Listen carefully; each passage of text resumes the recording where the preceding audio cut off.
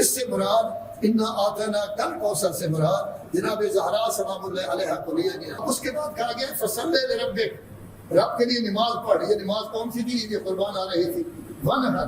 اور آپ صرف بکرے ذبح نہ کریں بلکہ اونٹ کو نہر کریں۔ اونٹ ظاہر ہے کہ بڑا ہوتا ہے، اس کا ثواب بھی زیادہ ہوتا ہے۔ تو انا آتینا کل کوثر کی یہ تمام معنی ہو سکتے ہیں، لیکن آخری آیت قرینہ بن رہی ہے اس بات کی کہ اس سے مراد جناب زہرا سلام اللہ علیہا بھی ہیں۔ وہ آخری آیت کیا ہے؟ انا شانئک ھو الابتر۔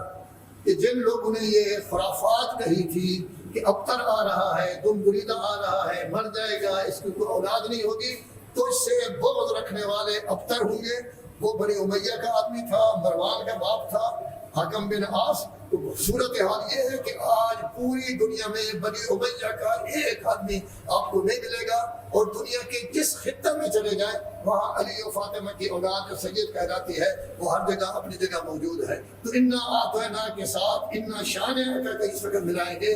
ہم کہیں گے کوثر سے مراد بے شک آپ نہر کوثر بھی لے لیں، حوض کوثر بھی لے لیں، صحابہ کرام کی کثرت بھی لے لیں، دوسری چیزیں بھی لے لیں، جو نعمات زیادہ ملی ہیں وہ بھی لے لیں، لیکن اس کے ساتھ ساتھ جناب زہرا بھی ہیں جن کی اولاد کو رسول اللہ نے اپنی اولاد کہا ہے۔ ابناءنا و ابناءکم و نساءنا و نساءکم۔